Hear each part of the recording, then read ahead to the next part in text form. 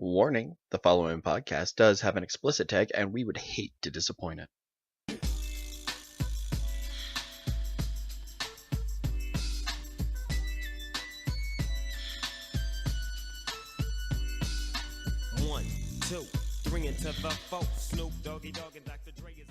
Hey everyone, so we did our best to try to bring you a really kind of fun and light show for this episode, but we cannot ignore the gun control debate that is being presented in the United States yet again after another mass school shooting, this time in Parkland, Florida, where 17 children lost their lives to another lone gunman. As per usual, when does Jen not have something to say about a controversial topic in this country? The gun laws here are far too fucking lax. We need stricter regulation, which is proven to work in more developed countries than the US. Our gun laws vary widely by state, and that in itself is the most major problem. Guns that are coming into heavily regulated states are usually obtained in neighboring states with more lax laws, as well as the quote-unquote gun show loopholes. This is a far more complex issue than just a ban or allow. Yes, bans may have worked in other countries. However, their demographics and government are run differently, and they do not have the neighbors that we do where they can run gun bans along with their neighbors. This is an issue that does have many sides and will require a way more diverse solution than one extreme or the other. Also, the countries with bans do not have the same sense of nationalism that is literally tied to pick up and rebel like our history has. Gun culture and heroism tough guy bullshit has been ingrained with American nationalism since its inception, and the problem with that is that it's generational. The problem doesn't end with a ban. It ends with teaching our children that there are other ways to rebel and prevail without using a firearm. It starts with uplifting those out of poverty, where there's a literal war on our own streets where killing someone eliminates competition to feed your family. It ends with cowboys and Indians indoctrination from a young age. That is where the gun violence ends. More guns isn't the solution, and neither is less guns. Taking care of your citizens and teaching your children policy and diplomacy is. So I'm asking you to please raise the next generation.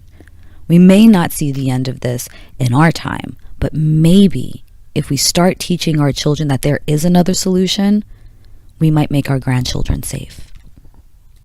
Ladies and gentlemen, boys and girls, dying times here.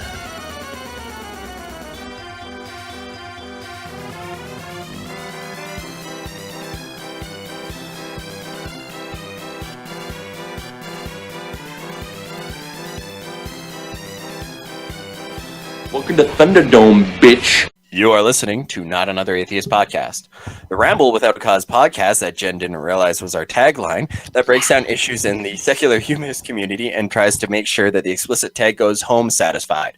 I'm the polite Canadian Keith, and joining me as always is the New York born and bound bundle of attitude, Jen. Jen, thank you as always for joining me. Jen's in the wine tonight.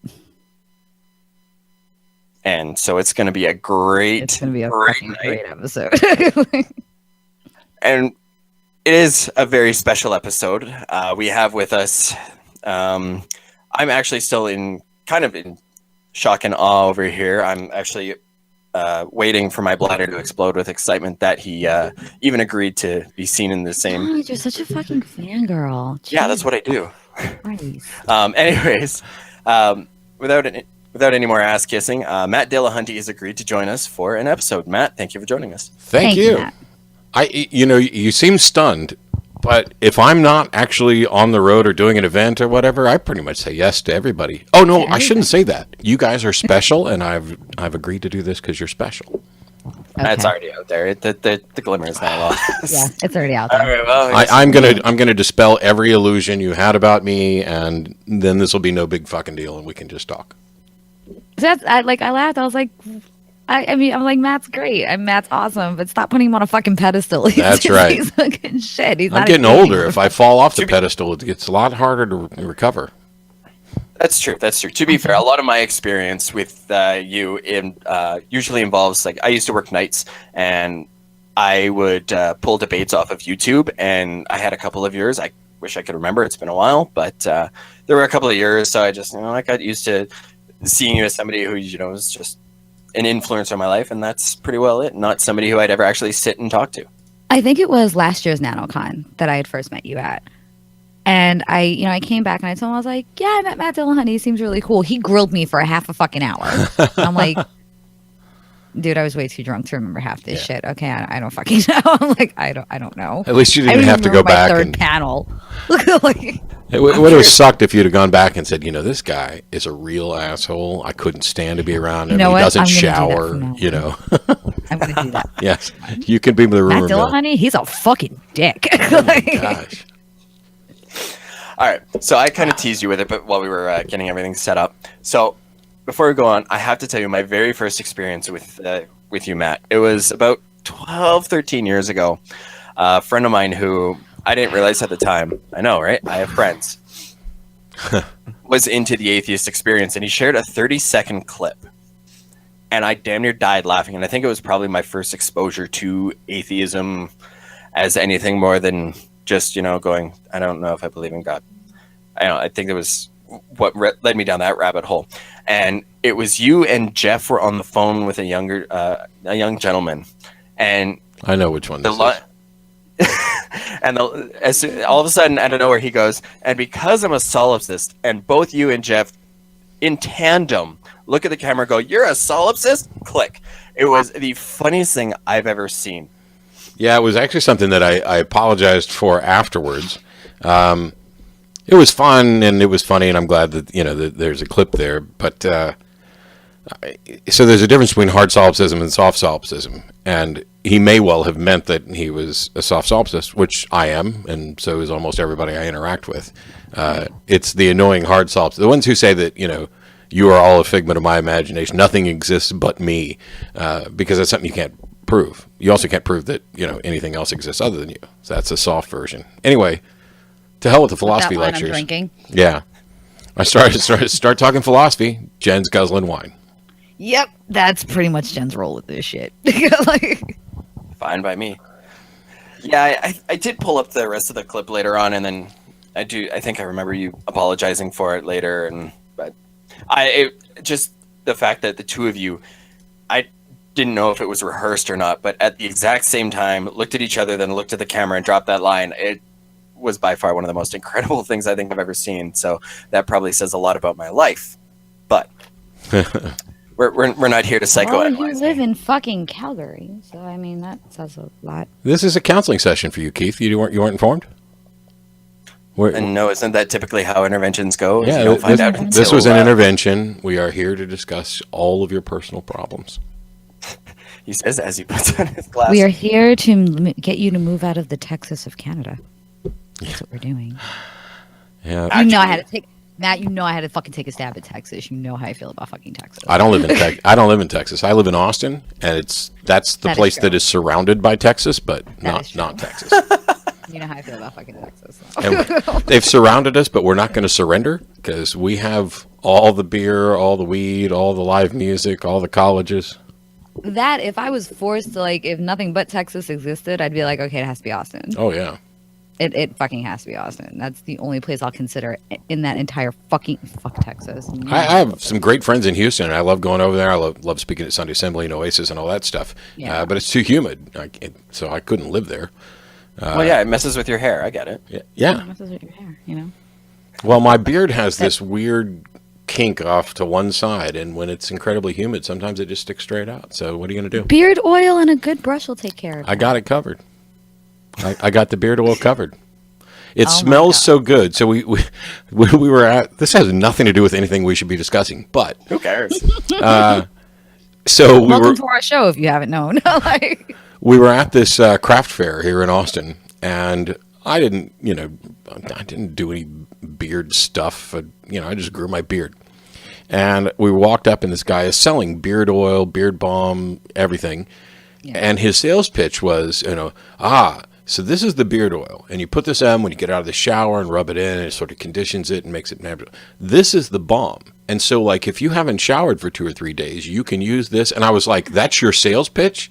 You're trying to sell me something to make me smell better and look nicer when I haven't showered for days? How frequent? Well, hipsters are too busy to shower these days. And, the man bun looks perfect when it's greasy. So the stuff smells awesome. As a matter of fact, for the first couple of weeks that I was using it, Beth would come over, and I'd be sitting in my chair, and she'd lean down, and I would think that she was trying to give me a kiss, and all she wanted to do was smell my beard. And I was like, hell no. You don't get no smell in the beard without a kiss. That's the requirement. That is not the quintessential marriage story. I don't know what fucking is right there. Mm-hmm. Right, just so froze. How goes the debate scene, I guess, these days, the Atheist Experience? How are those treating you? The debate scene's awful. And I part of the problem is it's very difficult to find opponents. There are fewer and fewer people who want to do it, which means I will go from, I debated Michael Licona on the resurrection. That was probably the last big name apologist that I got to debate. And I think that was, no offense to Mike, because I like the guy, but that was awful, because here he is, supposedly one of the foremost Christian experts on the resurrection. He's written a book that's, almost 3 inches thick, I think. Wow. And he gets up and he talks about Ouija boards and trash cans in order to try to prove the supernatural. And because of that, I end up taking I'll take almost any debate. I mean, I don't normally care who my opponent is. There's only a couple people I won't debate again.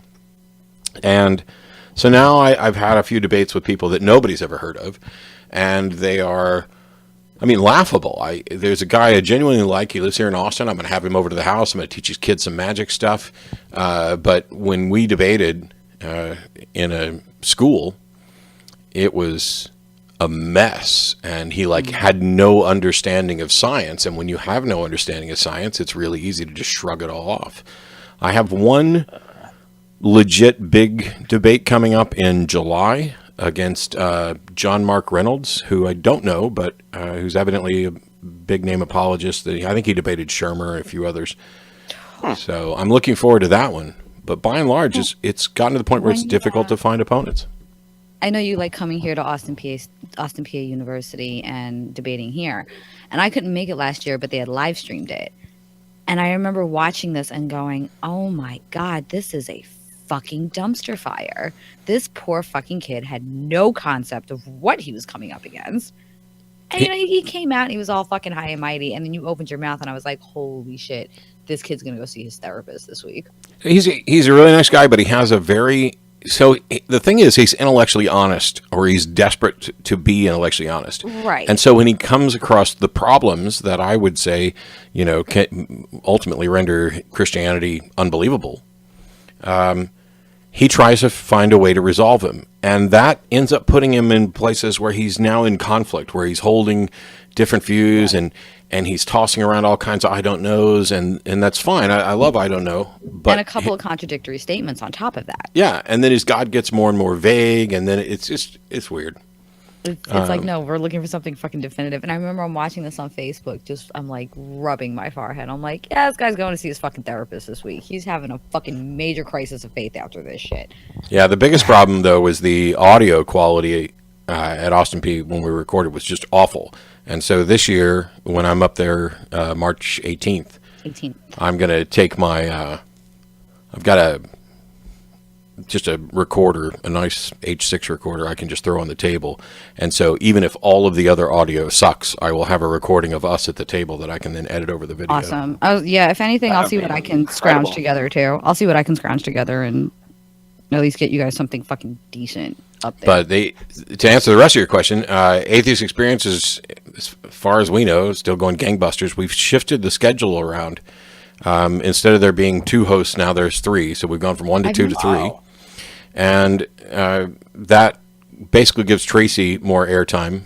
So it's me, Russell, and Tracy are the primary hosts, and then there's 4 or 5 co-hosts.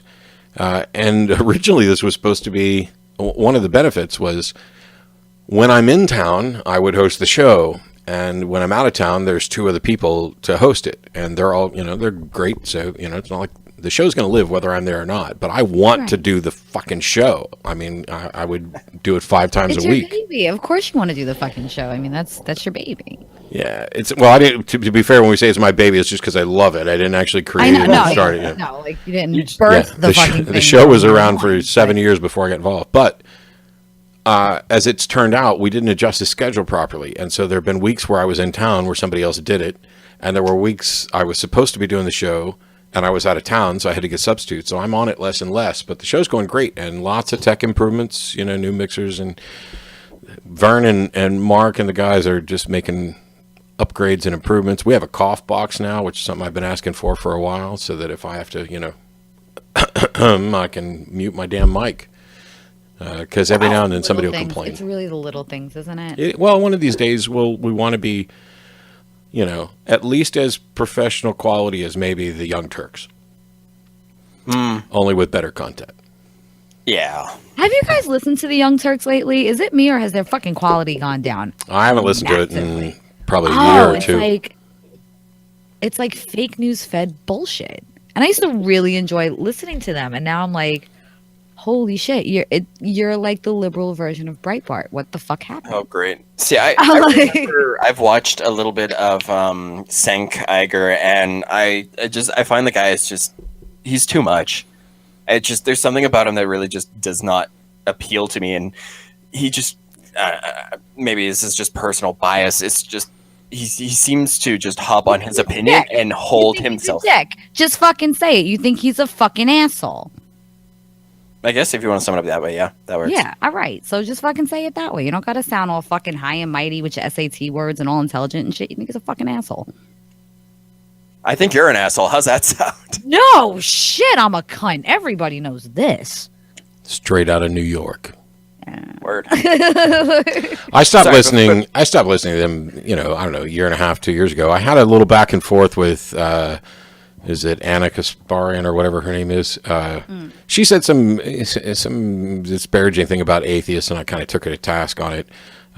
But the bigger issue is that I don't have time. I don't listen to podcasts. I mean, my wife had the best podcast in Austin, and the only time I listened to it was when I was editing the first couple episodes, and after that, I have half my friends are doing podcasts, and I don't. You just don't have time for it. Yeah, it started with I'm not going to listen to other people because I don't want to parrot what somebody else says. I want my thoughts to be my own, and now it's. I don't want to hurt anybody's feeling by saying, "Oh, I listen to these 3 podcasts, but I don't listen to anybody else." So now I just I don't listen to pretty much anybody's podcast, even my favorite, which is "You Are Not So Smart." I found that podcast through Brian Brushwood. He was on it. Brian's a magician and skeptic and friend of mine. And the host of the show, David McCraney, has done some amazing stuff and had some incredible guests. Like, I'm gonna forget his name. Burke, who did The Day the Universe Changed and all that stuff, which was really formative for me. He was on there. Everybody's heard of Dunning-Kruger.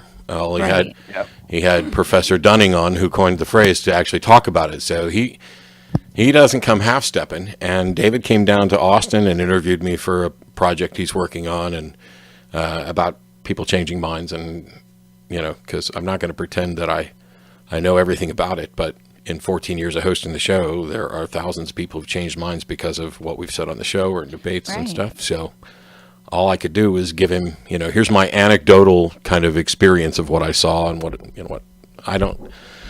There are people who, every time I think I've found the way that should change everybody's mind, I come up and meet somebody who's clearly fucking immune to that method and every other I've engaged in. Yes, and that's what keeps you on your toes, though, because you're like, holy shit, I got this. I'm the fucking shit at this, and it's like, oh, fuck. This is a new level of bad shitter I never imagined. Fuck, you are a new level of holy shit. What the how many times have your parents dropped you on your fucking head that I've never fucking come across before? So let me readjust and recalculate. Actually, and we're gonna go about it the Ways way. You know what? Yeah. That brings me. Actually, there was one question that I did want to ask you about a debate of yours that you had done, and I'm actually kind of amazed that you kept your composure with Saitan Bruggenkate. Oh, that was easy. I'm kind of amazed because I wanted to bash my skull off of concrete listening to him. I stand in awe of Matt sometimes because I've watched some of his debates and I'm like, I would have clearly lost my fucking shit 5 minutes in.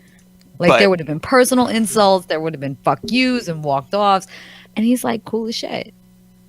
Well, that's why he does it, not you. Yeah, exactly. This is why I don't do debates. The note that I had made, in the first few minutes there, he opened up with, "It is reasonable to believe God exists because it's true." And then it panned over to you and looked like you were writing something down or drawing. And I guess the question that I have is, were you doing a tally at the number of shots you were going to need to do that night to wipe that argument from your brain? Actually, I wish I'd have spent more time thinking about that, because his argument was fallacious, but on two fronts, and I missed one of them and didn't get it until somebody brought it up during the Q&A, and then I addressed it again when I did the debate review. Because the debate issue was, is it reasonable to believe that a God exists? And his opening and only argument was, it is reasonable to believe that which is true.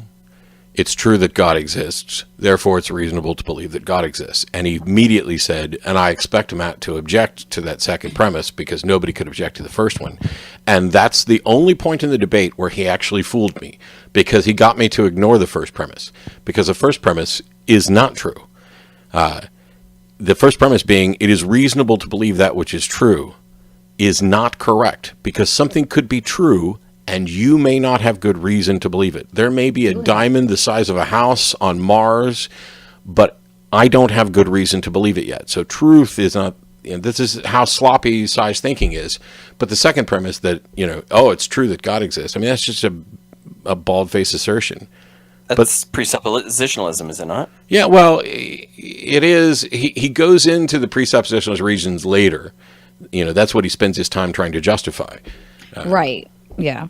But I thought, I sat down, if you watch, I started taking notes. Yep. As soon as he started speaking, because I want to do that as often as possible so that I don't forget things. And basically what's going on, for anybody who wants to do this in the future, do it your own way, but here's how I do it. I can't possibly write down everything they say. And some of the things they say are going to take, they can say in 10 seconds, and it might take you 10 hours to properly rebut it and go through everything that's wrong with it. So I jot down some specific statements and some broad themes. And then I'm looking for, where are they going to repeat themselves? What are they going to do to amplify each one of those? And so my scratch pad ends up getting to be a little mess where I'm drawing arrows back and forth and all this other stuff. And from that, then I pick out the things that I actually want to rebut, because I'm not going to have time to go through everything they said. Right. Well, Cy starts, and first thing he does after his initial argument was he starts showing clips of me on the Atheist Experience. Mm-hmm. And I don't know if the camera shot is in the final video, but we have that shot because Seth has all the footage from the individual cameras. So I think it was his channel that I watched it on. Yeah, so I'll start. I've got my pen ready to write, and the first clip plays, and I'm listening for some mistake or some gotcha. And when the clip's over, I was like, yeah, okay, there's nothing wrong with that. And then the second clip plays, and I was like, well, yeah, nothing wrong with that. And the third clip plays, and I was like, holy crap, he's just going to play my greatest hits. And I just put my pen down and sat back.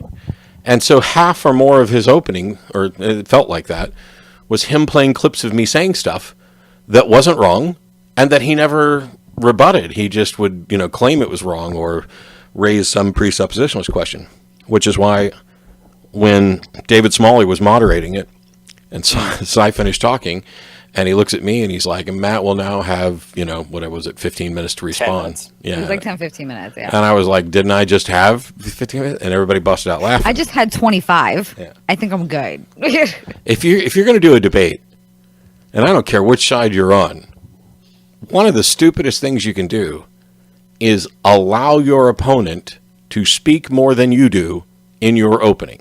If you want to play a clip of somebody and show where they clearly got something wrong to illustrate a point, that's great. But if you're just going to come to the debate and play your opponent's greatest hits, you're an idiot. Well, he turned it into, now that's what I call music, Matt Dillahunty. Yeah. And I'm like, okay, are we going to argue that we didn't use the best clips of his career? Is this what the fucking debate is about? He probably would have made more progress by showing the clips and say, look, this is where Matt weighed 275 pounds, and this is where Matt weighed 250 pounds, and this is where Matt had hair. I mean, it would have been more relevant. I remember that debate, and I was like, wow. I remember thinking, I've never seen somebody grasp at straws so desperately.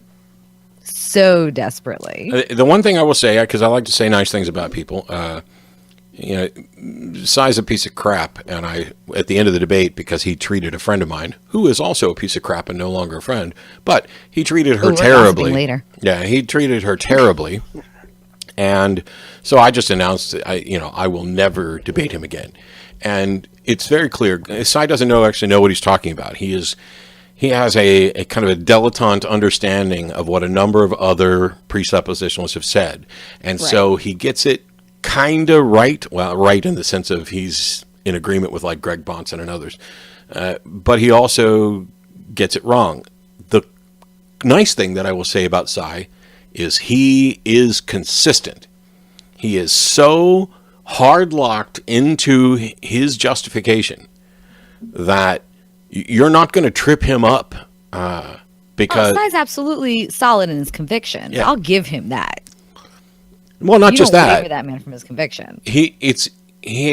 Some people view, if I have a worldview that doesn't contradict itself, it's reasonable. Well, I don't buy into that. I mean, I understand that's a clear philosophical definition. Sai, by and large, has a worldview that is not in contradiction. It's you can't reason unless there's a God, and this is why he does this. Well, how do you know? How do you know? How do you know? It's annoying. He does that. Well, how do you know? How do you know? Because, well, if you shut the fuck up, I'd explain it to you. And that's what it boils down to. It's like, Well, the difference your fucking is mouth. You fucking hear me for half a second, you know? So when he asks how you know, I think go you ahead. need to have, sorry. Sorry, we're both talking there. Next time you do a debate, I think you need to have Jen there as your angry translator. Let me moderate your next debate. Like, yo, shut the fuck up. You right? You already No. You can't be moderate. You can't moderate. You're not impartial enough. Just be his angry translator. Yeah, Tell the person to fuck off when he won't. She'd get thrown out, and I've actually on several occasions, the atheist side of an audience will turn on my opponent, and I have flatly just verbally bitch slapped the crap out of every atheist in the audience who was doing that because I actually care about the debate and I want it. Let them go. If they're digging a hole, let them keep digging. We're getting all this on video. Let them dig all the way out to the other side of the earth. But if you just interrupt and start booing and name calling and all this other stuff, to the theistic side that watches this, it just looks like you're obstinate God haters who don't want to hear what they have to say. Right. It solidifies their opinion of we're these unreasonable, unhearing, sinful fucking heathens that just want to watch the world burn. Yeah, I'd rather do like I'm a bit Machiavellian. And as a matter of fact, on many of the debates, it doesn't work out very often. But I will include things that I know to be not inaccurate or dishonest, but I will say things that I know will lead my opponent down a particular track if he has this one particular fallacious understanding. It's like saying something so that he can object, or she can object, although that's never happened, so that I can point out the problem with that specific objection. And so for me, callers on the show and in debate, I want to have the best conversation that we can. I want both sides to be represented well and honestly. But I am also, like, I'm playing chess. And some of them are barely playing checkers. Some of them are playing amazing chess. But debates aren't just about who makes the best moves or who has the best arguments. If you don't connect with the audience, you're probably not going to do particularly well. Right, and this is the problem that I see with debates is that both debaters want to be right and win the argument, and that's the primary goal. And I'm like, no, the primary goal is to make your audience think on both ends of it. Yep. There might be a view on the other side they don't agree with that they'll open up to and say, hey, that might make half sense. Yeah. Maybe that's something I should look into. But no, it's largely turned into this whole, I'm right, you're wrong, I won, game over. Yeah. And it's like, why the fuck are you showing up? Yeah, I love doing the debates. For me, there's a bit of gamesmanship to it. There's some strategy. I'm legitimately interested in understanding what they have to say and why, because if I'm actually wrong, I'd like to know that. But sometimes you have to make decisions. Like like I was talking about earlier, I have to decide which of their statements I'm going to bother trying to offer a rebuttal to or point out as fallacious because I can't get to all of them. And you also have to try to make sure you're not losing the audience. There have been one or two times, and by the way, some of my debate opponents are brilliant, and some of them are, wonderful people that I actually get along with. I mean, Blake and I are, well, I wouldn't say we're like best friends, but we're friendly, and he's been to my house, and we hang out, we do debates. But if I come up against somebody who's clearly out of their depth, and this happened recently with Reed, you have to be careful, because if you're going full tilt, then it just looks like you're kicking the third grader. You're bullying. And now all of a sudden you're adding sympathy to them, which, since we're never going to be non-emotional thinkers.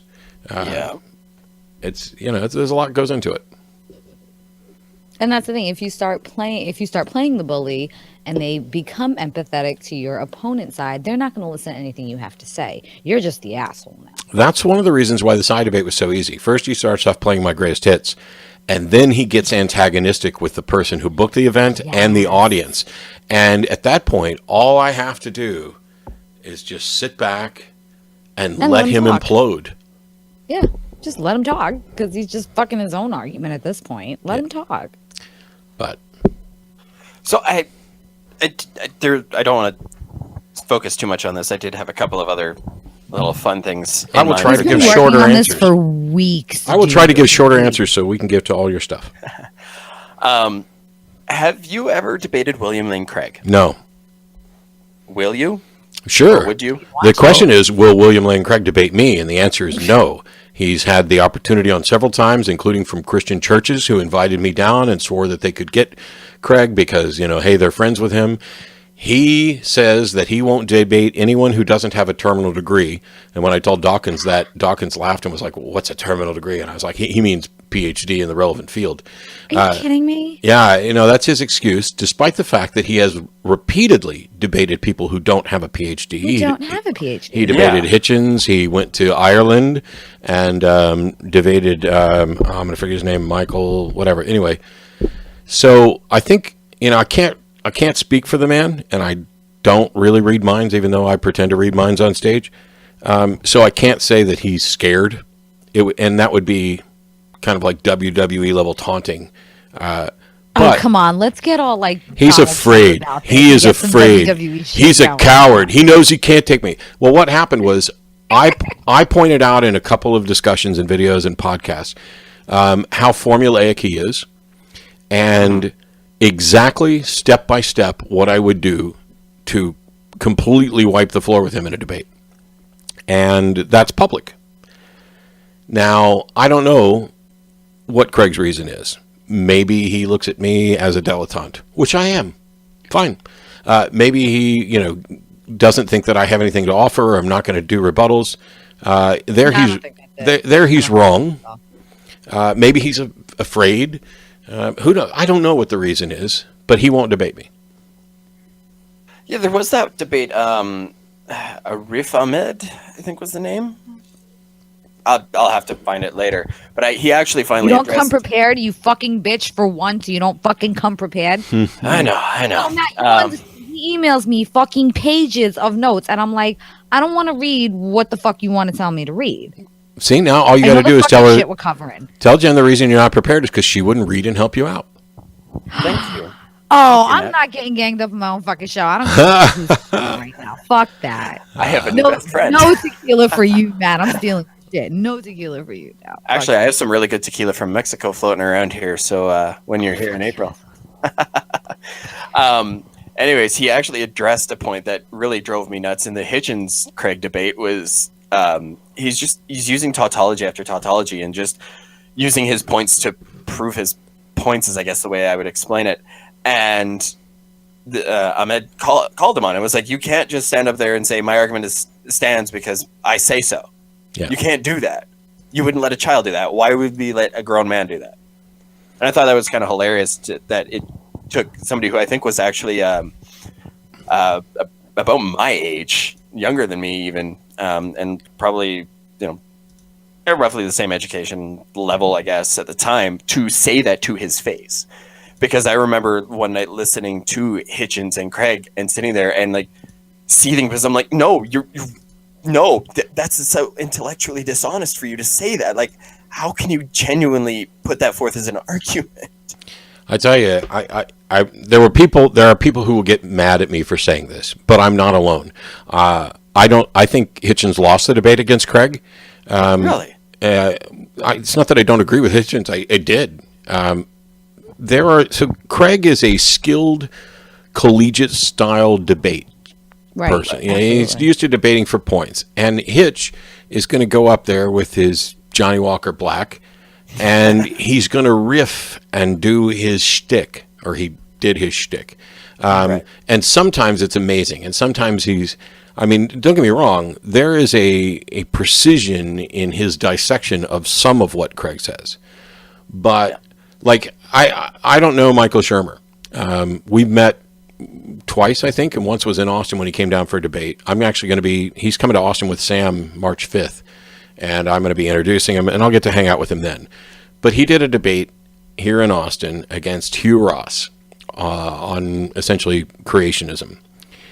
And I called the debate a debacle because Shermer, in his opening statement, didn't actually address the topic of the debate. He just kind of gave his standard lecture about type 1 and type 2 thinking errors.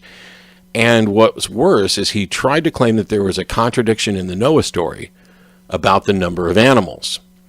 And this nice Christian gentleman got up during the Q&A, got up to the microphone, and basically said something along the lines of, Dr. Shermer said there was a contradiction here about 2 animals and 7 animals, and was going to point out that it's not a contradiction. And before the guy could finish the sentence, Shermer picks up his iPhone, and he's like, it's open to the Bible, to the Noah story, and he's like, it's right there in your Bible, go read it. Next question. And I'm like, holy fuck. Now, irrespective of what anybody else thinks about Shermer, I'm not getting into any of that crap. That is an awful debate move, especially when you haven't. It's like when I go there to do these debates, my base assumption is that some portion of the audience who disagrees with me is going to be able to understand me, connect, and hopefully think about it and maybe eventually change their mind. When I see him do what he did at that debate, what I think's going on in his head is these are just a bunch of, idiot Bible believing people, so I'm just going to be dismissive. They don't have any proof, It's about what attitude you come in with it. Or into it with. Although we shouldn't end with a preposition either. So I would love to see. With what attitude would you enter the debate? My dream debate for you would be Ken Ham. No, I turned it down. You turned it down? Yeah. I would pay a month's rent to watch this. That's the problem. Just give me your month's rent. And I will explain to you why that's a bad idea. Can you explain to me? I don't pay rent, so that's. I have to write Mac. I have to write Mac a check. Sorry, we'll just get a drink in Nashville. So, I was opposed to Bill Nye debating Ken Ham, and the reason is that's a lose-lose proposition. Ken at the time was pumping up the Ark Encounter and already had the Creation Museum, and they were about to go bankrupt. And there's no situation in which this doesn't work out in Ken Ham's favor, because if Bill Nye demolishes him, Ken Ham then gets to go to all of his donors and say, we didn't do so well, and we the evolutionists are winning, and we need more money to fight the evolutionists, and he gets more money. Right. And if you win, then you get back at your donors and you say, look, we've just beaten Bill Nye the Science Guy in a debate, and the public is talking about it and everything else. Now is the time to jump on board the train so that we can keep beating the evolutionists down. Keep the momentum going, right. So from a marketing standpoint, this was a win-win for Ken Ham. Not only that, but I know they live streamed it and I watched it for free. Interesting thing about that debate, my wife watched it downstairs and I watched it up in my office, because that way when I yelled, it did not disturb her. It didn't disturb her viewing experience. That's fair. I know you and Seth did the Ark Encounter. We did. We walked through the Ark Encounter. How absolutely fucking tripping balls was that shit? It was almost exactly what I expected, except emptier. Really? Yeah, there were not many Wait, people was there, it- and there was not did you- much in didn't the you arc. guys do that right before Kentucky Free Thought? I think it Yes. was like on the way up to Kentucky Free Thought you guys did that. I think Which so. I think that was one of the conventions that I actually had to take a nap after. You guys, it was emptier. There were very few people there, and there wasn't much there. Many of the spaces were placards or big, here's a big piece of wood that we've painted and we've written things for you to read on. It was almost, you could just, it's like just a picture hanging there. I mean, you could condense the entire Ark Encounter into a book and a couple of fake-looking animals and save yourself all that space. But he had to make it. So this is what to actual scale. tax dollars went to, was a big fucking empty vessel of nothing.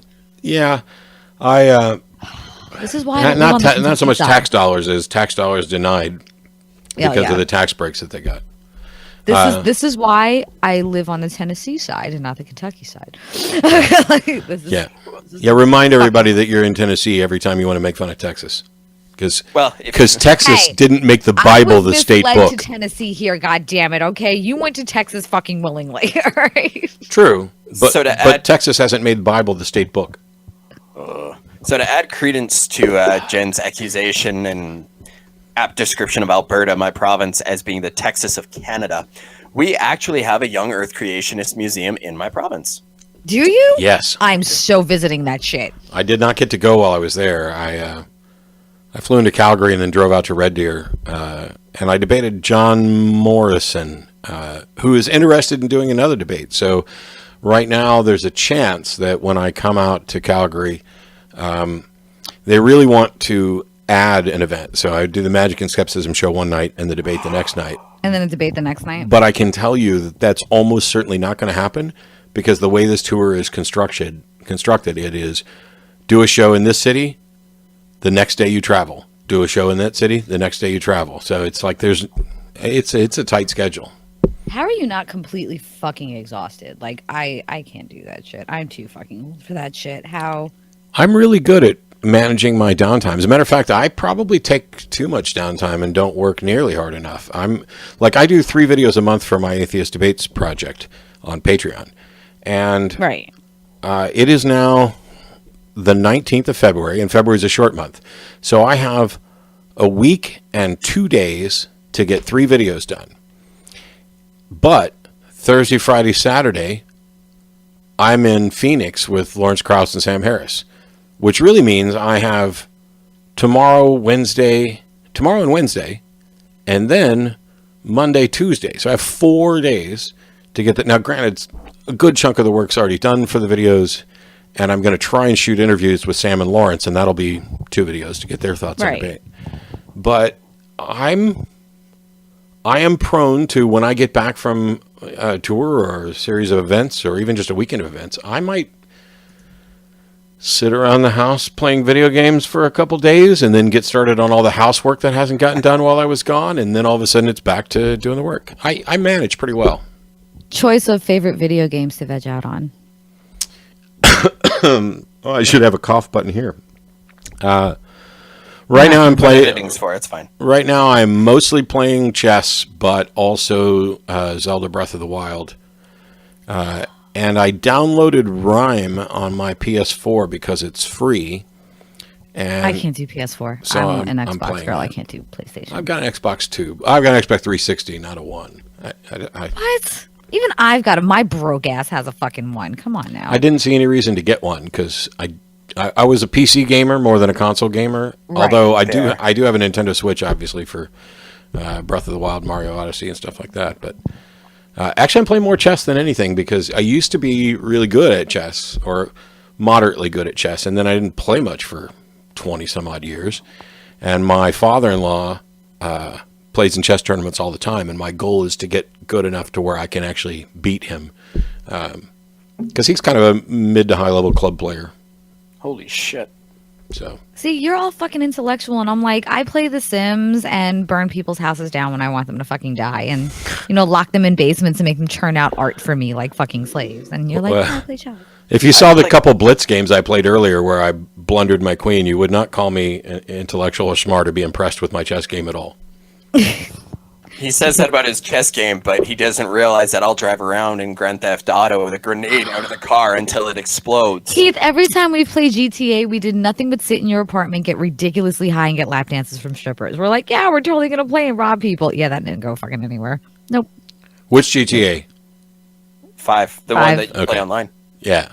I didn't actually do the online one, but I did do the full story in GTA 5. I can't get past it. It bored the fuck out of me. It bored the living shit out of me. I can't get past it. It was awesome. Now 4, I can play that shit fucking... I'm still playing GTA 4. It's home. I have a friend of mine, his mom doesn't really like computer games at all, but she loves Civilization, but she only loves Civilization 4. So she's been playing Civilization 4 as her one and only game since it came out. Was that like 10 years ago? Oh, I think it's older than that. Like way longer. I don't know how good she is at it because I moved on to the other versions of Civilization. Well, she's been playing for 20 years. She's probably fucking amazing at it at this point. We could hope. Civ 4 came out in 2005. Oh, no, she doesn't play Civ 4. She plays Civ 2. Wow. What? That's That fucking game's gotta be like 30 years old. It's like Age of Empires at that point. Yeah, that's 1996. That's the one she plays. Holy shit. That shit's a great been out game. as long as fucking Game of Thrones has been out. Look at it that way. That fucking game has been out as long as the first fucking book and game in A Song of Ice and Fire has been out. Wow. And we're still waiting for the ending. Yeah, we got to wait a whole another year. You have no fucking idea I'm so fucking salty about that shit. Like, I'm okay because I want it to be done right, and I have lots of other TV to catch up on because people keep saying, oh, you need to watch this show. Oh, you need to watch. When the hell do I mean... No, but the show and the books are so fucking different. It's a completely different experience. And I'm like, all right, so I got to wait until fucking 2019 just to figure out the fucking end of a story that I've been reading for 15 motherfucking years. Seriously? Yep. Give me the fucking books. George, we're going to fucking find you, George. I'm coming for you. Finish the fucking book, George. This is why I'm glad I didn't actually read the books. I am the A Song of Ice and Fire fucking oracle. Yay. You have a question, come to me. I got you. There's a cat behind you. Be careful. Jen actually did a podcast with friends of hers on nothing but Game of Thrones. So, Wow. that's how I am not an atheist. George R. Martin is my god. Okay. Okay. I'm I'm admitting it now. better than my line. Well, we definitely went a little bit off the rails there, Yeah. but that's all right. Not. I know. Well, we didn't really have a total plan for this, just kind of a generic outline and things that, You I wanted have to things that I wanted to fanboy over a little bit here. You have one. All right, hang on one second because I do have a few notes here. Right. Of course you do. So, Matt, Yes, sir. now I know you've done the podcast circuit for years, so you've probably done to death your background, how you came to atheism and whatnot. So I guess the question that I do want to ask then is, what do you hope to achieve? So are you trying to convert the heathen masses, or at the end of the day, is it enough to have made just one person start to ask questions? Well, I did a debate with Abdu Murray in Amarillo, Texas, and there was a little girl, I shouldn't say little girl, she was probably 13 or so, maybe 12, came up at the end and told me how her parents are atheists, but they wanted her to explore on her own. And so she'd been investigating, different religions and everything else. But after coming to that debate, she now identified as an atheist. And for years, I said that I'd do another decade of the show, taking every awful call you could imagine, just to get one more 12-year-old girl. But I actually, when I look at the statistics, we're living in, despite what the news reports are, the world is actually getting better. The world is actually getting Right. less religious. And I want to fundamentally change the world. I want to people to give up religion for good reasons, or to recognize that they don't have good reasons to maintain it, to the point where religion is like on a par. I used to say on par with flat Earth, but the flat earthers are evidently growing in numbers, or at least talking louder. Still trying to figure that out. Are they still doing the turtle shell thing?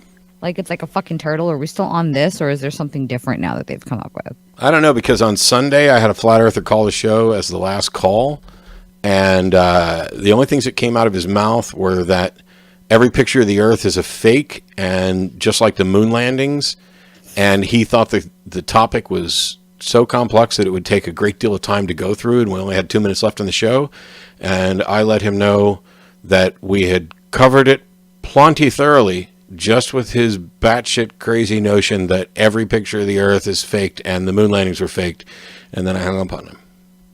What's the new moon landing thing? Is that Stanley Kubrick produced it? It was actually a Stanley Kubrick production. So one of my favorite all-time documentaries, which has been available on Netflix and may still be available, is Room 237. Yes. And yes. It is a walk through the various conspiracy theories that are tied to Stanley Kubrick's The Shining. Mm-hmm. It is a phenomenal film. It is amazing. And there's not just one conspiracy theory. There's a bunch of them. There are people who think that this is Kubrick's confession that he faked the moon landing. There are people who think that this is Kubrick's statement about the United States and Native Americans and that history. The movie gives you a look into how people will watch a film, and nitpick the shit out of it and find every little thing that conforms to what they already believe, to their belief, or to what they've concluded. Oh my God. There are actual people that walk this earth that think that me personally is a lizard person. Yep. Like me, myself, because of who my family is, they think that I eat people and shapeshift into a fucking human being. To be fair, you do eat people. I've seen you. I've watched you unhinge your jaw. It's terrifying. I mean, okay, if the baby's small enough to fit in the microwave, because we all know I can't cook for shit, but okay. If you do shapeshift, I'd like for you to actually demonstrate that. I won't tell anybody. I just want to know whether or not it's possible. I just ate a baby a half an hour ago, so you're gonna have to give me like 3 days. How do you think I look so young? I know. Why do you think I look so young? I just eat the young ones, and I just take on their youth. Hey, there's a show. I do. I steal their essence. I remember like somebody actually coming up to me and asking me about my last name, and they were like, they backed away, and I was like, okay, no, I showered. Like, what's up? They were like, oh my God, you're gonna eat me. Like, they legitimately thought that I was going to shapeshift into some fucking reptile and eat them. And I was like, no, honey, I'm sorry. I'm like so unbelievably straight. It's sad. But I have not been accused of being one of the lizard people yet. I've been accused of being a part of the Illuminati. I have not been accused of... I got that one too. Yeah. And I'm like, I'm too broke to be in the fucking Illuminati, bitch. I'm a single mother. I have no fucking money. No, I don't know. I don't have Illuminati money. Sorry. Yeah. You've gotten accused of being in the Illuminati? Yeah, and it goes right in hand with the people who think that I'm working for Satan, and I'm like, well, Satan needs to pay a little better. He is a cheap bitch. Let me fucking tell you. He is a broke little bitch, Satan. Come on, Lucifer. Give me those dollars. Make it rain. That's right. So, Matt, what would you say is your favorite conspiracy theory then? I don't know. It would depend on what we mean by favorite, because I'm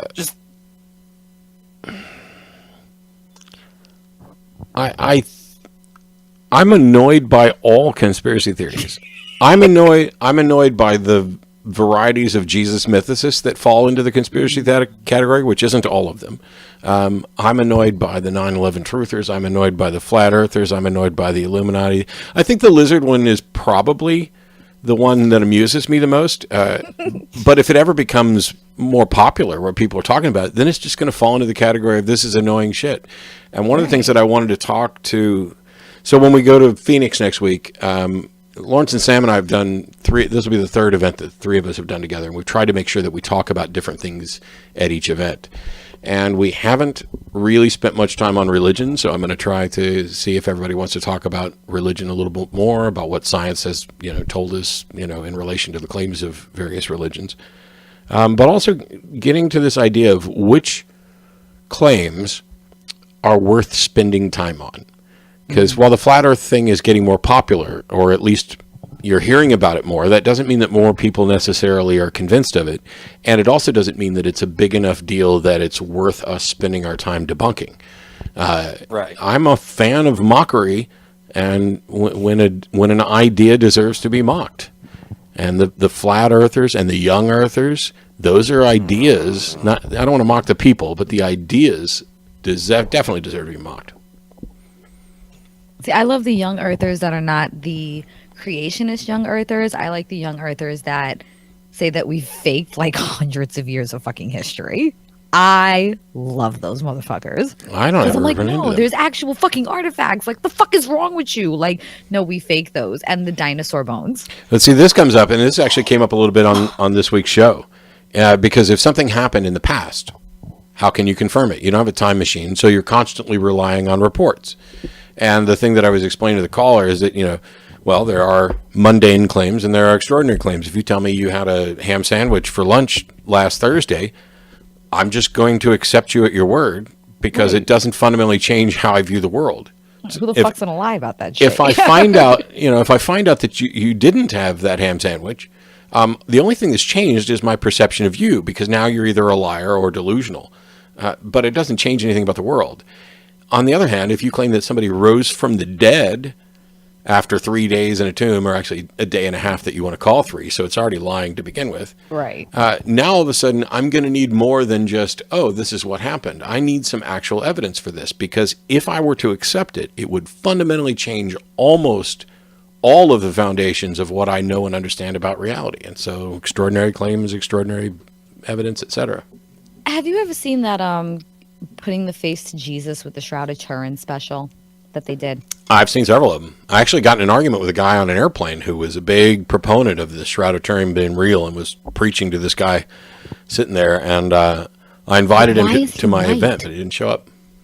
Why the fuck is he white? Like, why is it that they have this fucking shroud? He's clearly Middle Eastern, yet he's fucking white. Fucking artist. No. The shroud doesn't show what his color is. No, but like even the features. Like the features are more European. And then they do the fucking Jesus bust, and he's got the light brown hair, and he's got the fucking light skin, and he's got the more delicate nose, and the more angled chin. And I'm like, I'm more worried about the fact that the front and the back of his head come together and touch, which means he must have had a pointed head. But if you go out to Salt Lake City and go to the Mormon stuff, they have the blonde hair, blue-eyed, white Jesus. Yes. So they have what did I call them? The Chris Helmsworth Jesus. Yes. That is the Chris Helmsworth Jesus. Smoking hot Jesus.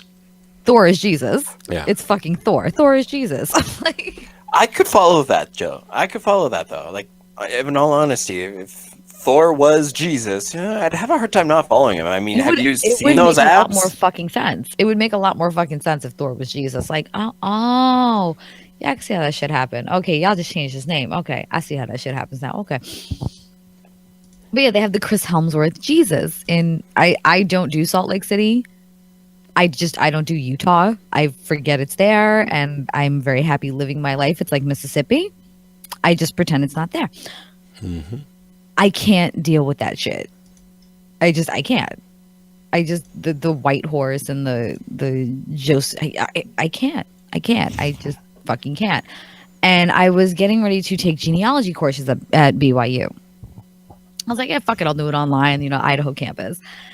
They won't let you take classes unless you do Mormon community service at BYU. Yeah.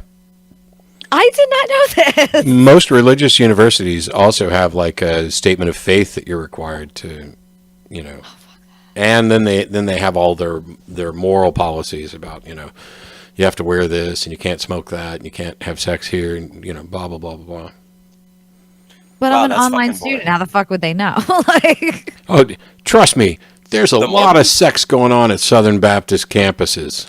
Yeah, I live in Tennessee. No fucking shit. Okay. And some of the kinkiest bitches out here are fucking Baptists. Never mind. I'm not going to go down that road. I'm so trying to get you down that road. I'm so trying. So I don't want to necessarily direct people to porn. But we'll be providing links in our post for that. But I'm going to give a link. But I'm going to give fair warning. This is porn. The link that I'm about to give is porn. And I'm giving this out for the amusement of some people because we were talking about Mormons. Me. If you go to mormongirls.com, what you have are people in the magic underwear having sex. It is complete mockery of Mormonism. I laughed my ass off, because they're playing it all up as, we need to be pure and holy and all this, and the next thing you know, they're fucking. No, hold on. We're going to get a live reaction from Jen right now. She's pulling it up on her phone. It's also, fun fact, it is on Pornhub. Oh, well, yeah, sure. The internet is for porn. There's lots of it. But pictures. One of the things, even before there was this kind of parody porn, which is what this perhaps is, the one thing that I noticed repeatedly. Yeah. Oh, wow. Yeah. So the one thing I noticed repeatedly, because I am, a connoisseur of fine porn, which is exactly what you want to say on a podcast recording. People would deride atheists as if we are the immoral ones, as if we are not that there's anything immoral about sex, but they want to play it that way. So, right. The standard joke being that Baptists don't recognize each other when they're in the liquor store or pretend not to. Mm-hmm. And you do the same thing in the porn store. Baptists don't recognize each other at the swingers club. Yeah. Yeah. And I was sitting here going, how is it that you could possibly lay all of the porn consumption on atheists? And oh, by the way, if you are if you don't like porn, that's fine. You like what you like. But if you've never paid attention to this and you do watch some porn, how many times do you see someone wearing a cross necklace or with a cross tattoo in porn? Like, I can't count the number of times that somebody has been, engaging in a sex act and their cross necklace for Jesus is just sitting there swinging. And every time I do that, I laugh at the fact that they've tried to lay all of the porn consumption at atheists' feet when most of us aren't going to be bothered by it at all. Hey, yeah, okay. You know what gets me? It's like the further into the Bible Belt you go, the more popular gay porn is. Mm-hmm. That trips it. The more popular gay porn is, the higher teen pregnancy rates are. The deeper you go into the Bible Belt. Fucking love that shit. I think it was Mississippi that the number one thing was girl-on-girl porn. And I'm like, no. You don't get to beat off to this shit and then ban fucking gay marriage. No, if you've beaten off to lesbian porn more than twice, bitch, you support gay marriage. That's it. You support all marriage. This is the new fucking rule that we're going to run under now. No. More than twice. No. More than twice. That's just the first day. The first one's a little experimental. You want to see if you're into it. The second one's testing that. Maybe it was just a fluke. I was drunk. No, more than twice. Bitch, you fucking support all marriage. That's it now. That's fucking it. I just like the fact that there's such clear exposure of their hypocrisy. It would be so nice if religions didn't apply all this baggage to sex and sexuality, because then you wouldn't have the closeted homosexual who tries to keep up his fake marriage and kids and everything is terrible. And no, we can't get divorced. That's against God. Well, sometimes divorce is absolutely the best thing that can happen. This notion that you need to force people to, you need to work it out for the sake of the kids. No, you are fucking your kids up. And I think I saw this on Twitter that why don't churches teach women to empower themselves? And they said it's no coincidence that once a woman leaves an abusive man, she tends to leave her church as well. Yep. She tends to leave her church as well. My divorce was the best 10 grand I spent. He was a Catholic. He wanted to keep it together, sin and all that other shit. Fuck that shit. No. And I remember when I realized, holy shit, I'm a fucking atheist. Coming from a Catholic background, it took me years to drop the Virgin Mother complex and the Madonna complex. That was the last thing for me to drop. That it was okay to fuck somebody and you're not a fucking whore. That was the very last thing for me to get over, was that it was okay if I wasn't with somebody seriously and had sex with them, or decided, hey, this first date isn't working out, but you're kind of hot, so I'm going to fuck you. There's nothing wrong with that. Yeah, that was the hardest thing as a woman to drop. One of the things religions, not all of them, but many of them do is people have said before, oh, religion poisons you and then offers you the antidote. And what I said, what actually happens is they convince you you're poisoned when you're not, and then offer you the homeopathic remedy. So I mean, there's no there across the board, but they fundamentally make who you are as a human being wrong. So, oh, you have this desire? That's wrong. Oh, you have this desire? That's wrong. Oh, you think you should have this role in society? That's wrong. Know your place, know your role, because that is how, like when I was a Southern Baptist, it was, you can't ever possibly be good enough on your own. I mean, that's just right out the window.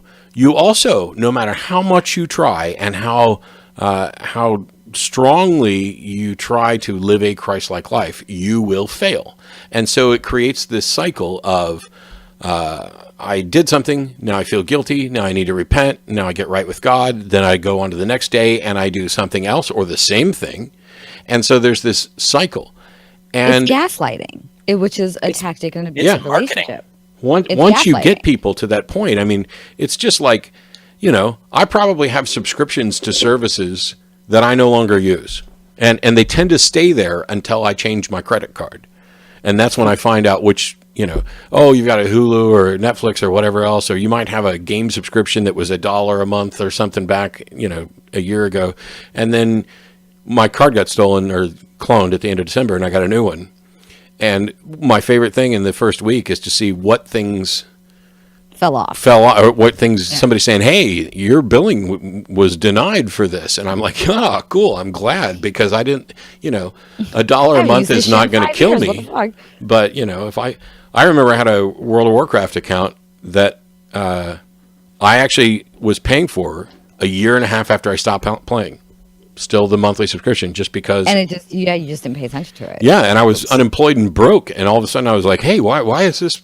Wait, no, that charge shouldn't be there. And so, anyway, what else did you have, Keith, that we can completely derail into sex and video games?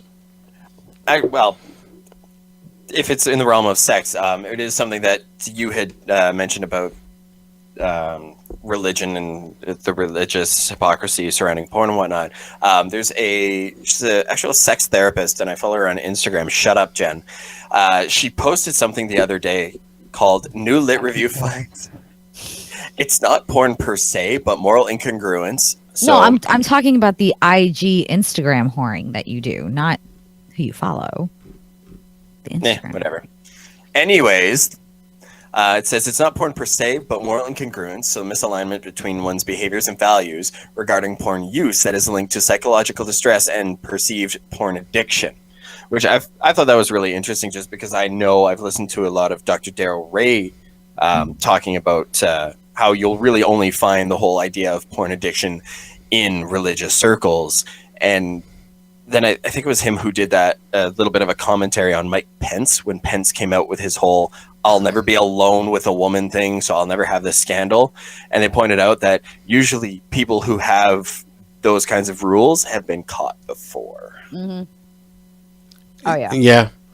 I love Daryl. Daryl and I have been friends for years, and I don't have any expertise. When he tells me, and I've heard him give lectures when he says that sex addiction and porn addiction, that this is all bullshit, that there is no actual condition.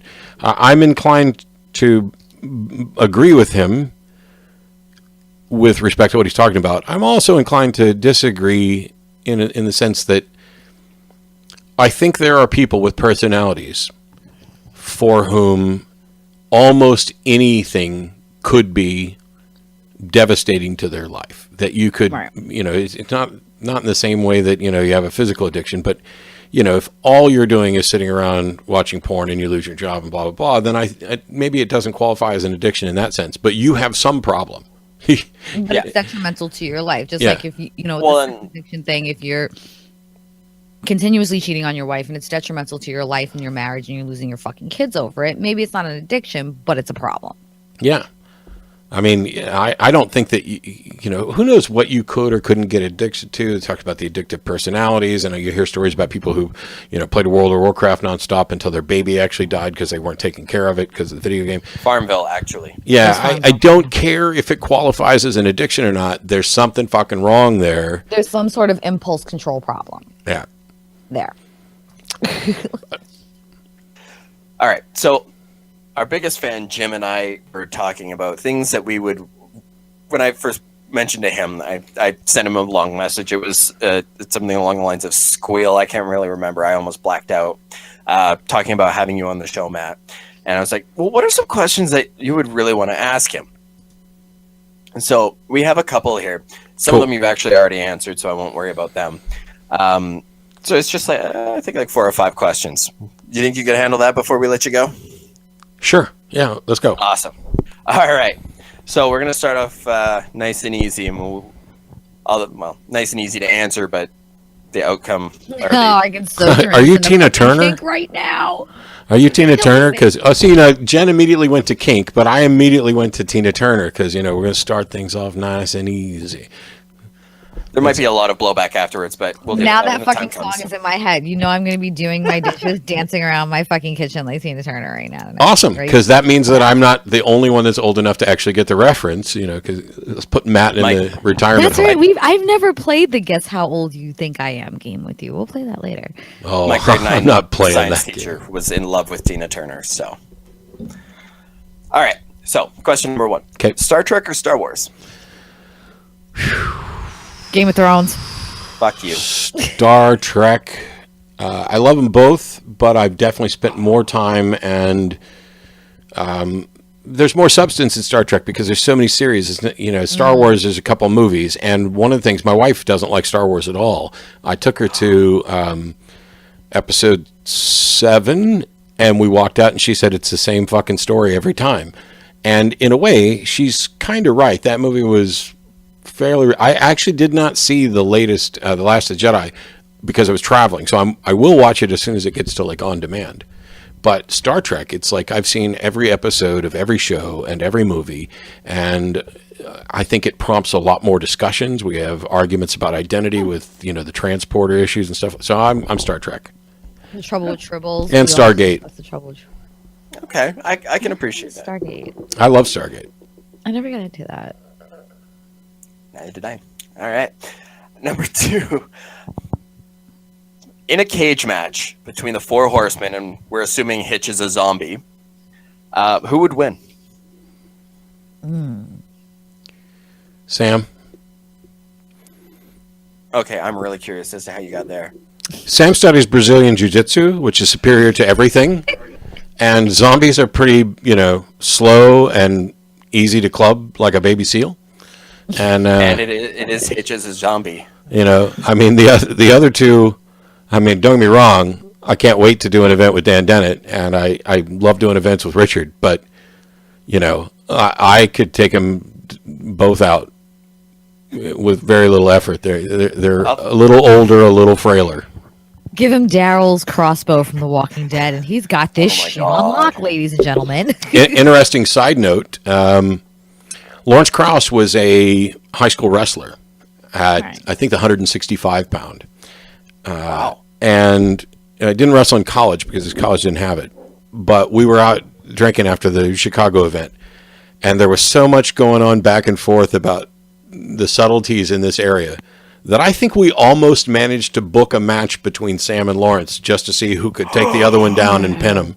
And I was like, we have to do this as a fundraiser. Yes. Fuck yes. Yes. There's no other way to say Why it. has this not happened yet? It's probably never going to happen, but it would be a cool fundraiser. No, we have to make this happen. Okay, so we know Neil deGrasse Tyson also wrestled in high school. Can we put him against Krauss then? If you throw him in, I think Neil's going to win. So Neil he may have done some wrestling, but he was primarily a boxer. Boxer. Was it boxing? Oh. Yeah, and he very first time Neil and I met, which actually now that I think of it is the only time that we met in person. We were both at Apostacon, And I'll keep this story as short as I can, but I love this story for two reasons. He was up in the VIP section. I was there, and I was, one of the speakers, etc. And I introduced myself, and I said, I want to start off by apologizing. I'm here just to get a picture and say hello, but I want to apologize because I called you a douche on my TV show. And he was like, why? And I said, well, you said these disparaging thing about the atheist label, despite the fact that you're an atheist. So we had this discussion. And the short version of the discussion is that he made assumptions about what I was objecting to. And I just kept standing there going, no, Neil, that's not what I'm objecting to. But he is with his finger, and he's a big dude. He's poking me in the hollow spot between my shoulder and my pec, or my man boob. I don't actually have pecs. I have man boobs for now. But so he's poking me just nonstop to the point where I think I'm going to get a bruise. And I'm just standing there because, it's not like it's going to kill me. And there are people watching. And I'm not the kind of guy that would deck him anyway. But he's poking me, and he's like, but you don't understand. I said this, and some atheists came after me, and I was like, yeah, they were assholes. Oh, yeah, but, and I was like, I'm just talking about the label. And he's like, well, it has nothing to do with my popularity or anything else. If everybody used the word atheist the way you do, Matt, I would call myself an atheist. And I looked at him, and I said, okay, if people start using the word astrophysicist wrong, are you going to give up that label too, or are you going to stand up and tell them what you mean by it and defend the position? And who gets to decide what the atheist label is? Is it us or is it theists? Because they've been doing it forever. And he stopped poking me, and he said, Finally. That's a good point. You can tell the fans of your show I said it was okay to call me a douche. And so that's the time that I met Neil deGrasse Tyson, that I got poked by Neil deGrasse Tyson and won a debate against Neil deGrasse Tyson. The only reason I want to meet Neil deGrasse Tyson is I want to air some fucking grievances about what has happened to my absolute most favorite place in New York City, which is the Hayden Planetarium. Has something happened to it? It used to be phenomenal. It used to be amazing. And they revamped the shit, and they revamped the fucking Natural History Museum, and now it's boring as fuck. And I'm like, yo, can we get this shit back? Like I'm talking 80s, 90s shit when it was fucking fun to go. What the fuck happened to this place? Well, I don't know when or if I will see Neil again. There's a possibility that will happen. It may be possible that we never talk to each other again.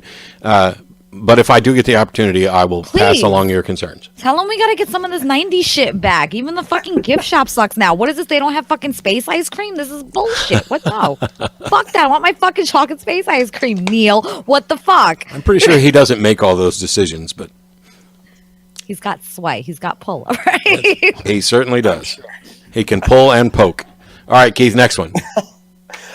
If you could sit down with one person and get them to have an honest, emphasis on honest, discussion about religion, who would it be?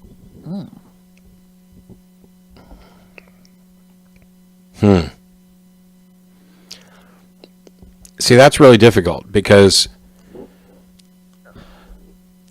there's a temptation in the atheist community to just think that theists are being dishonest. Aaron Ra is a really good friend of mine. He swears up and down that Ray Comfort is just a dishonest, lying piece of crap. And I've had a number of interactions with Ray, and that's not my impression. I think Ray is honestly presenting his understanding of what he believes. I think he's just confused. What he thinks is the truth. Yeah. What he honestly does believe is the truth. I think the same thing about him. Now, it would be nice because I think there is if there was like a way to force them to be precise and honest, because when somebody says, I have this interaction with God and he speaks to me just in the same way that somebody else would. I think that if you force them like with Wonder Woman's lasso of truth, they would acknowledge that that's a bit of hyperbole on their part, that they get impressions about what God wants, and then they view it this way. Living or dead, I think I'd have to go with Jesus or Muhammad, either of the big two. And then if it's living only, if we go to that precise and honest thing, I think it'd probably be Billy Graham. Because I don't know that there's a more popular religious icon in the past century in the West on Christianity. I mean, the guy is and he's still alive. You honestly have the patience to sit and debate and talk to him. Well, yeah, if he well, has to be precise and honest. If he's forced to be precise and honest, you betcha. What was the? I can't remember. My fucking brain is fried. Is it Job that was like God was fucking just throwing all this shit at him to test his fucking faith? It was Job. That's who I want to fucking talk to. That's who I want to talk to. That'd be interesting. Except that that's the one. So if we're going to be precise and honest, it wasn't God who was throwing all this stuff at him. It was God who was agreeing to let Lucifer throw all this stuff at him. Which still makes him a big dick. The motherfucker I want to talk to. Yeah. Like, you want to be precise or not, that's the motherfucker I want to talk to. But I'm not convinced that Job was real. I'm not convinced that Moses was real. I'm not convinced that, a lot of these, I think, are stories that are there to teach a lesson. So I went with people who have good reason to think were real. Although I did say Jesus, and I may be wrong about whether or not he was real. You said Muhammad as well. Yeah. We have good reason to think that Muhammad was real. Right. We do have historical reasoning to think Muhammad was actually real. Yeah. And wrong. And a pedophile. Oh, I need to correct that. Not a pedophile. We shouldn't be using the word pedophile as a pejorative, because that's about what you're attracted to. And there are plenty of people who are attracted to younger people who never act on it and actually stand out in opposition to that. So let's stop using pedophile as a pejorative. Instead, you can use pederast or child rapist or whatever. Now you're dealing with what someone has done. And not necessarily who they're attracted to. Because also, a number of pederasts, there's not men having sex with boys. It's not necessarily a same-sex attraction at all. It is all about a power balance, and right. And some don't act on the and they should be applauded. Right, and they don't harm other people. It's when, like you said, you become a child fucking rapist. Yep. Yeah. So I've been working to correct myself on that, and I slipped. So it's worth. I don't want to jump in the defense of Islam either, but when you're thinking about when these texts were written, it wasn't uncommon for a 9, 10, 11, 12-year-old girl to be married off to an older man. Yeah. This went on for fucking centuries. They did a lot of things that were wrong that they didn't really understand why they were wrong, like slaves. Right. Although I don't know why it was so difficult. If you want to know if slavery is a good thing, you should start by asking a slave. And maybe if you want to know if it's a good idea for a 9-year-old to be married off somebody, you should talk. You should talk to them and explain this notion of informed consent, and then question whether or not they can be reasonably informed to give such consent. But, all right, next, Keith. Topic. All right. Oh, I guess I got 5 here. So, number 4. Okay.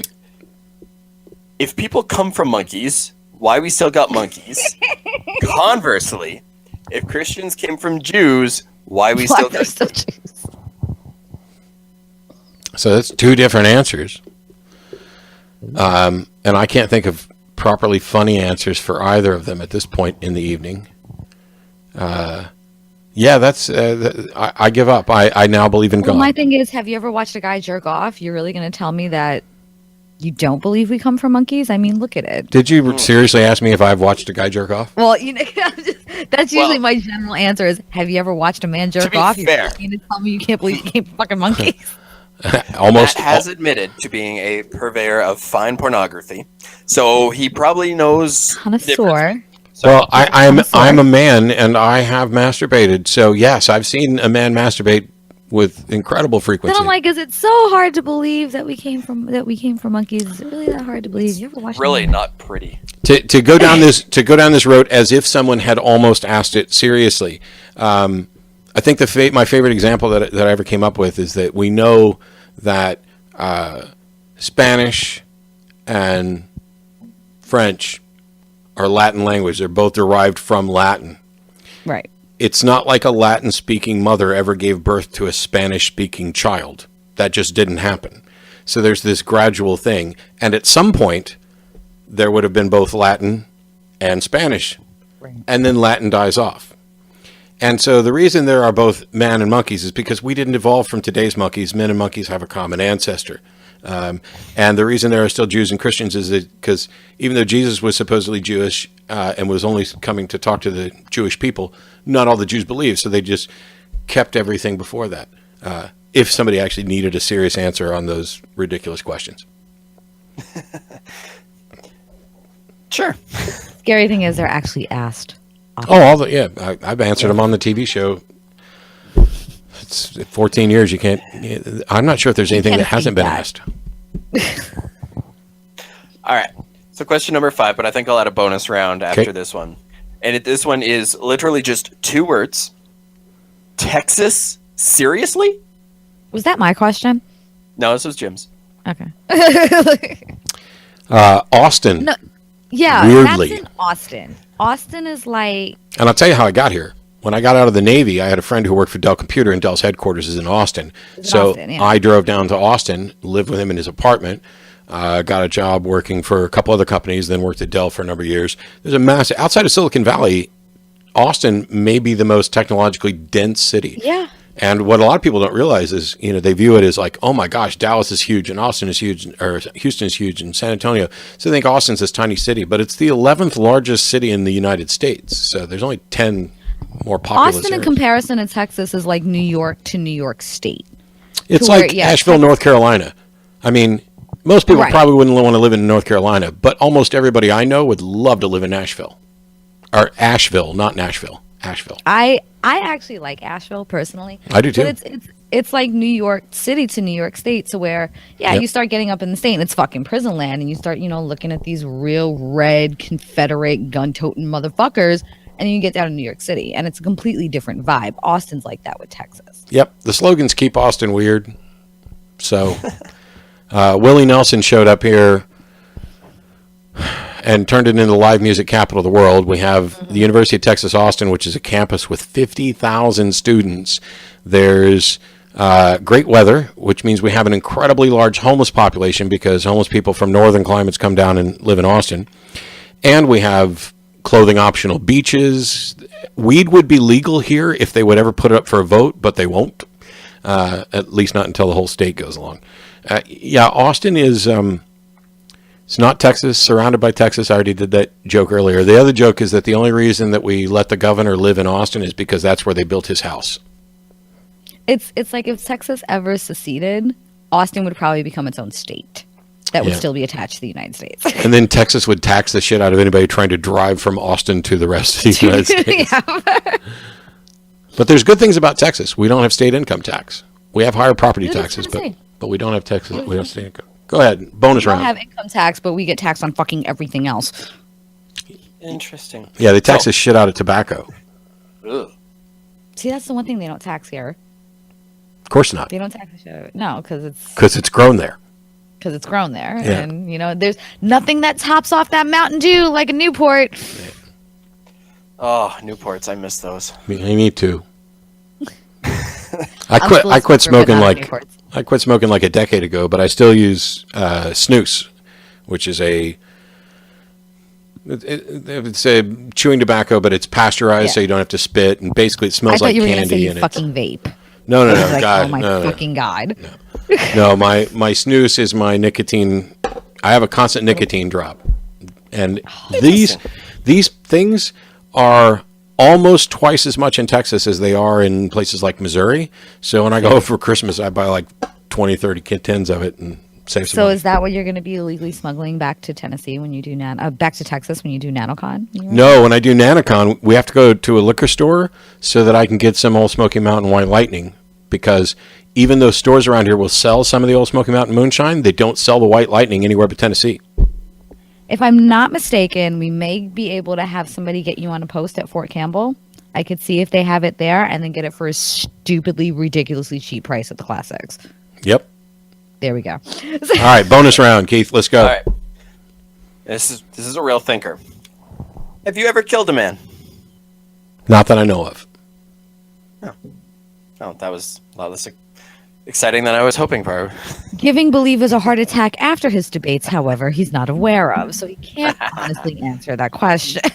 I did serve during the Gulf War, and I was on an aircraft carrier. I don't think that anything I did directly led to anybody's death, but I might have been involved in like some sense that I'm not aware of. But to my knowledge, I've certainly never knowingly killed another human being. Fair enough. Look, you're already more moral than God, Matt. Wow. That's fucking easy. Checkmate theists. I'm more moral taking my morning piss than fucking God is. Yeah.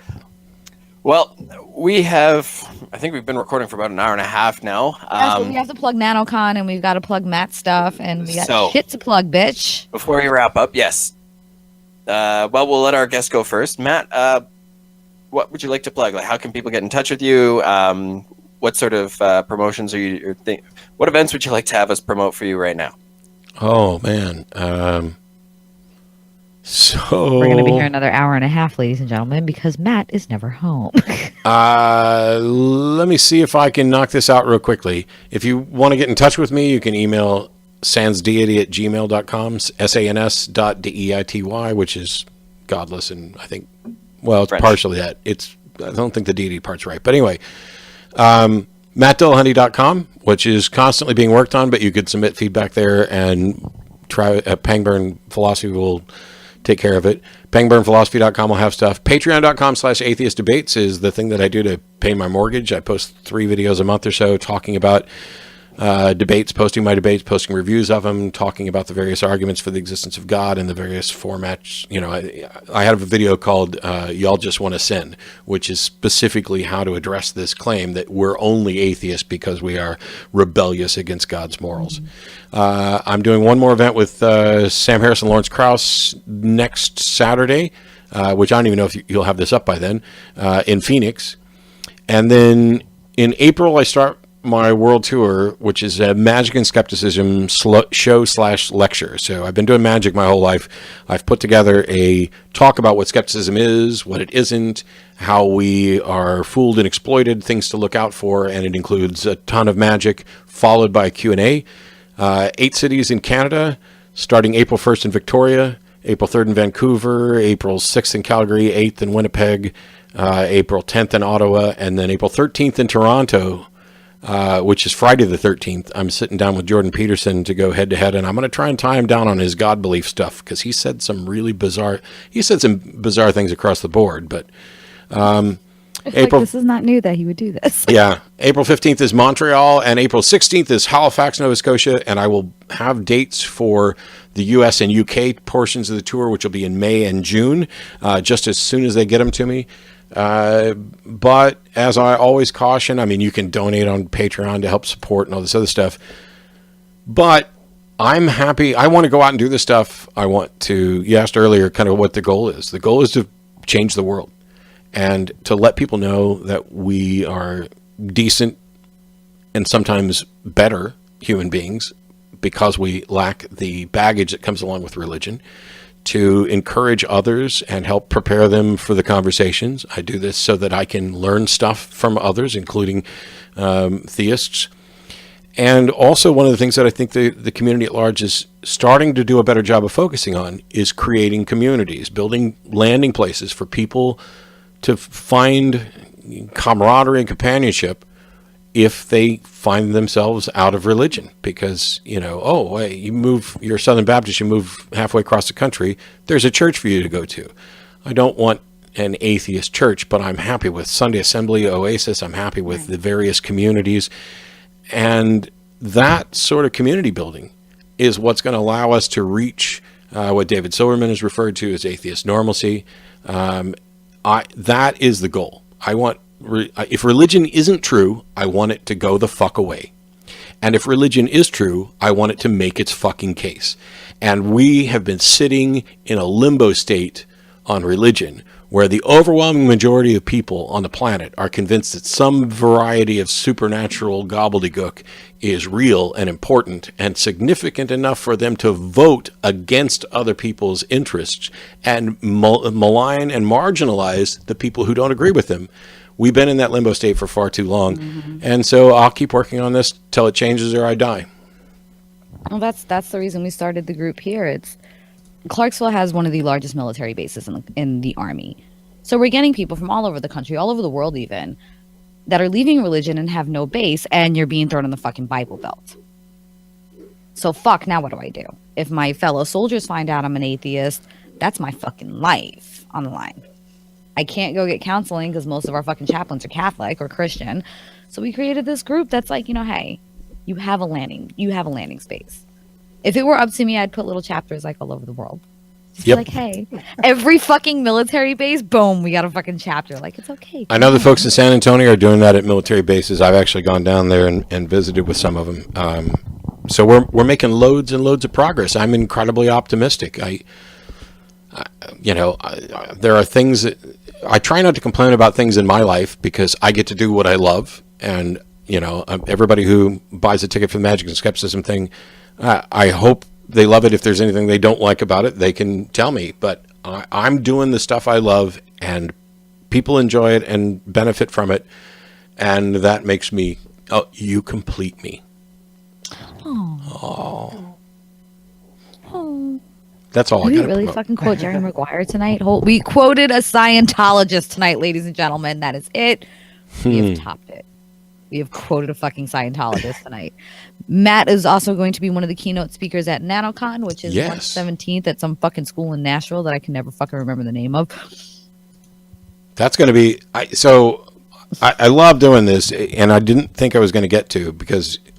Travis Pangburn from Pangburn Philosophy is actually working kind of as my agent and booking stuff. And so I'm doing bigger events. But I made 2 deals with him when we started doing this. One is... don't ever set a price point that keeps me from being able to do the small community events because only reason for me to do big events is to allow me to do more work to build up the smaller communities. And the other one is I'm happy to do events with Sam and Lawrence and Richard and everybody else.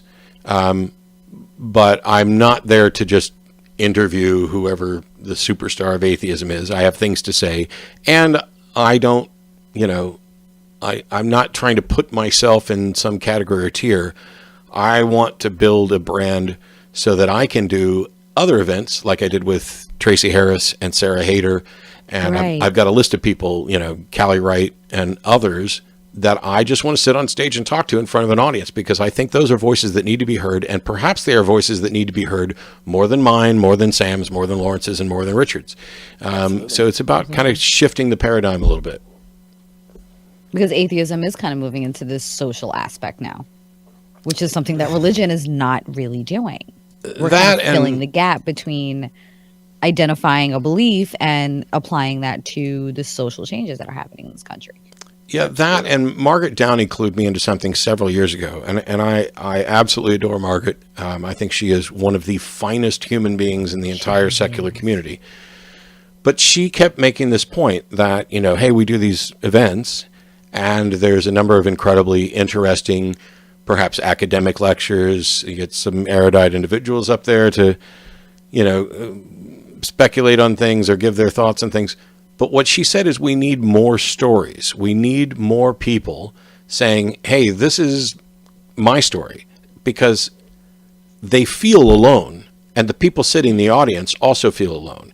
And so if you've been in this where you have nobody to interact with and you feel like you're the oddball out and you go and you see Richard Dawkins talk, you may still feel disconnected because here's this elite scientist, who you feel is always going to be so much smarter than you. He's going to say a lot of things that you don't understand.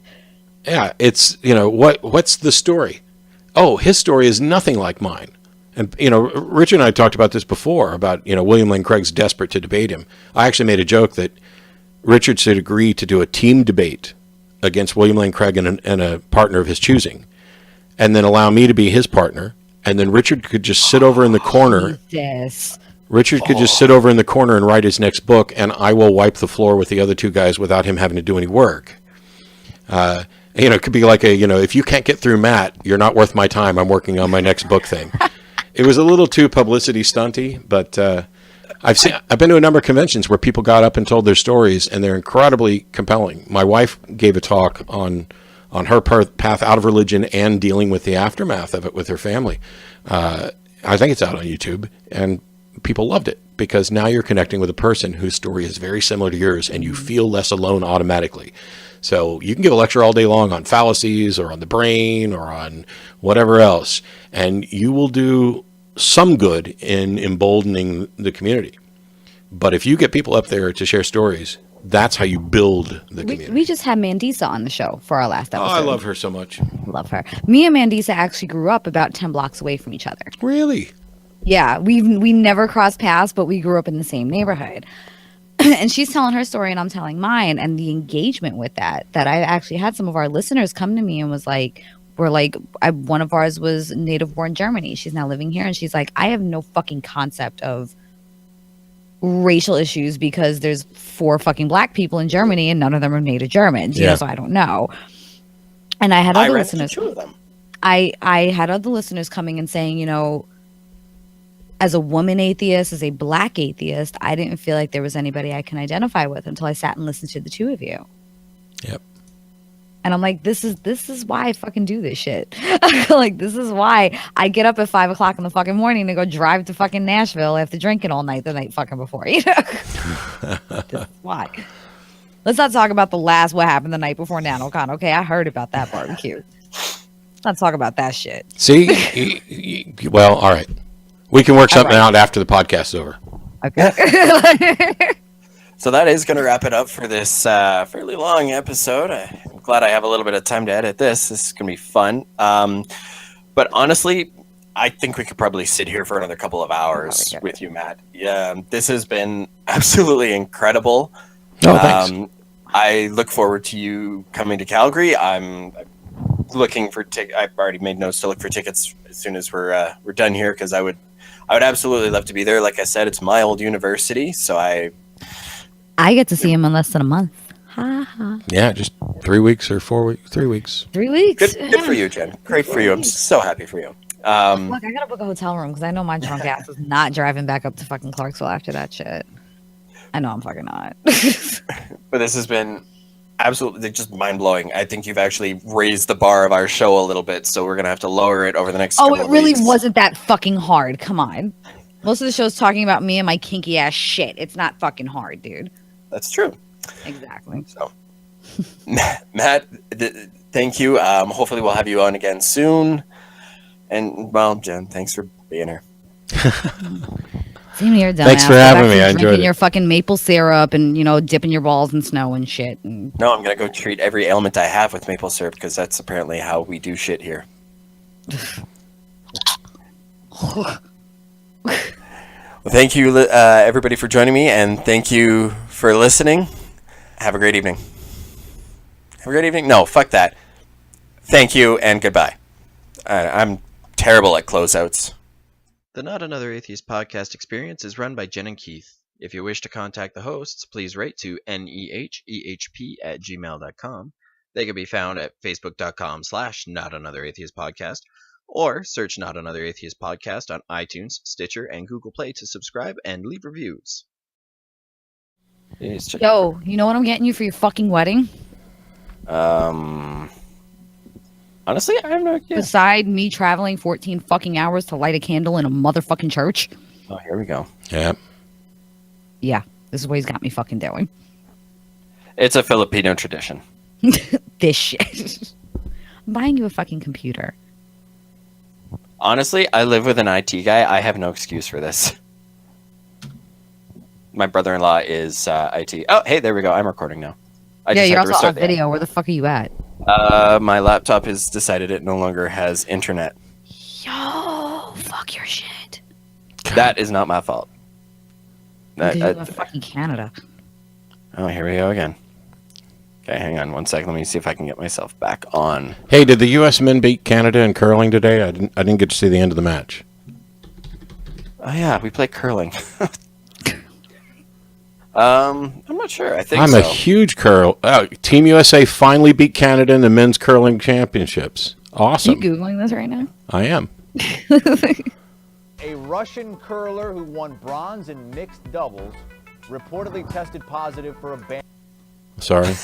I heard about that. That's hilarious. I hadn't heard that, but I was just annoyed that So yeah, USA won today. USA men anyway. So. Oh, congratulations. You are echoing. Yeah, I know. Okay. There we go.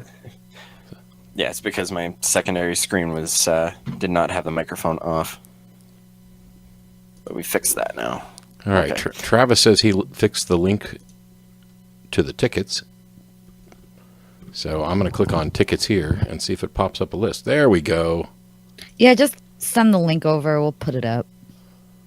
Do the Yep. thing. Just make sure I have all your links and everything. We'll be good. You ready, bitch? This is the way we talk to each other, Matt. Welcome to our show. Cool. Matt has seen me around the circuit for what, almost 2 years now. He knows I'm not the nicest Yeah. person. You're wonderfully nice. Just not Yeah, when I'm necessarily sober. couth. When I'm fucking sober, right? Yeah, so the dates are April 1st is Victoria, BC. April 3rd is Vancouver. April 6th is Calgary. April 8th is Winnipeg. April 10th is you guys Ottawa. You guys don't have to go to Edmonton. I'm so happy to hear that. I've been there. I'm sorry to hear that. I've also been to Red Deer. And Yes, I knew that. were you there? Did I meet you at Red Deer? No, I was Okay. going to go, and I can't remember what my excuse was that time. So anyway, then Toronto is me and Jordan Peterson on the 13th. On the 15th, I'm in Montreal. On the 16th, I'm in Halifax. That's like back-to-back nights. So there's 1, 2, 3, 4, 5, 6, 7 magic shows and one... I don't know that much about Jordan Peterson. Anyway, I'm rambling. We should start. I'm Yeah. Yes, we'll do that. You can ramble a little more later. Yeah, I can ramble when we start. I'm picking up my panties and I'm going home. Okay.